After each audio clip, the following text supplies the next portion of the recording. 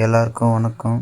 இந்த வீடியோவில் என்ன பார்க்க போகிறோம்னா, வார்டன் இல்லாமல் கிங்கும் இல்லாமல் எலக்ட்ரோ ட்ராகன்ஸை வச்சு நம்ம அட்டாக் பண்ண போகிறோம். இதில் ஜஸ்ட் நம்ம ஸ்பேமிங் தான் பண்ண போகிறோம். ஜஸ்ட்டு ராயல் சாம்பியனை வச்சு வாக் பண்ண போகிறோம் முதல்ல. அதுக்கு அடுத்தது எலக்ட்ரோ ட்ராகன்ஸை ஜஸ்ட்டு நம்ம ஸ்பேம் தான் பண்ண போகிறோம். ஸோ இந்த 2 ஸ்பேம் அட்டாக்கில் எது சிறந்த அட்டாக்காக இருக்குன்றது தான் இந்த வீடியோவில் நம்ம பார்க்க போகிறோம். ஸோ இப்போதைக்கு ராயல் சாம்பியன் சார்ஜ் முடிஞ்சது. நம்ம ராயல் வாக்கில் மிஸ் பண்ணிட்டோம். ராயல் சாம்பியன் இறந்துட்டா. அவளை திருப்பவும் இந்த அட்டாக் ஒரு 2 ஸ்டாருக்கு கிங் இல்லாததும் ரொம்ப கிங் இருந்தால் ஒரு 3 ஸ்டார் கண்டிப்பாக இந்த பேஸுக்கு வந்திருக்கோம்னு நினைக்கிறேன். ஏன்னா ஒரு காம்பினேஷனோடு அட்டாக் பண்ணும்போது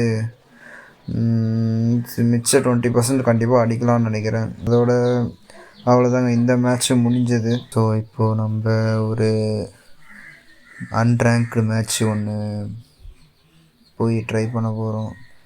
அதே தான் ராயல் சாம்பியன் வாக்கு. முதல்ல இங்கே ஒரு கேப் இருக்கிறதுனால அங்கே ராயல் சாம்பியனை இறக்கலாம்.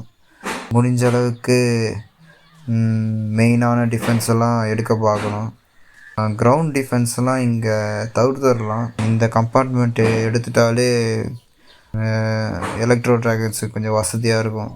ஆனால் இங்கே 3 ஸ்டார் எடுக்கிறது கஷ்டம்தான். பட் ட்ரக் இருந்தால் எப்போனா 3 ஸ்டாருக்கு சான்ஸ் இருக்குது. ஸ்பேம் அட்டாக்லேயும் 3 ஸ்டார் எடுக்கலாம். இப்போ மினியான் பிரின்ஸை இந்த சைடு இறக்கி விட்டு கொஞ்சம் லூன்ஸையும் இறக்கி விட்டுலாம். கூடவே எலக்ட்ரோ ட்ராகன்ஸ் எல்லாம் ஸ்பேம் பண்ணிக்கலாம். பின்னாடியே பலூன்ஸையும் இறக்கி விட்டுடலாம். சீஜ் மிஷின் அப்புறமா குவீன் எலக்ட்ரோ ட்ராகன்ஸ் எல்லாம் டவுனால் பார்த்துப்பாங்க. மினியான் பிரின்ஸே டவுனால் எடுத்துட்டான். தெரியாமல் மினியான் பிரின்ஸ் அபிலிட்டி யூஸ் பண்ணிட்டேன். இந்த சைடு யூஸ் பண்ணிடக்கூடாது. இந்த பாய்சன் ஸ்பெல்லாண்டு யூஸ் பண்ணியிருந்தால் இன்னும் நல்லா எஃபெக்டிவாக வந்திருக்கும். இது ஒரு 80% வந்திருக்கும். இதுவும் ஒரு டீசெண்டான ஒரு அட்டாக்கு தான். ஆர்ச்சர் குவீனோட எக்யூப்மெண்ட்டை மாற்றிக்கலாம். ஏரோவை மாற்றுறது ஏர் டிஃபென்ஸ் எடுத்தால் கொஞ்சம் இன்னும் யூஸ்ஃபுல்லாக இருக்கும். மினியான் ஃப்ரெண்ட்ஸுக்கு எதுவும் மாற்ற தேவையில்லைன்னு நினைக்கிறேன். அதேமாரி ராயல் சாம்பியனுக்கும் ஓகே தான். இப்போ எலக்ட்ரோ ட்ராகன் போதும். ட்ராகனை டெஸ்ட் பண்ணி பார்ப்போம். இதில் ட்ராகன் பெஸ்ட்டாக இல்லை எலக்ட்ரோ ட்ராகன் ஸ்பேமிங் பெஸ்ட்டான்னு let's check without the hero which is best. Let's C.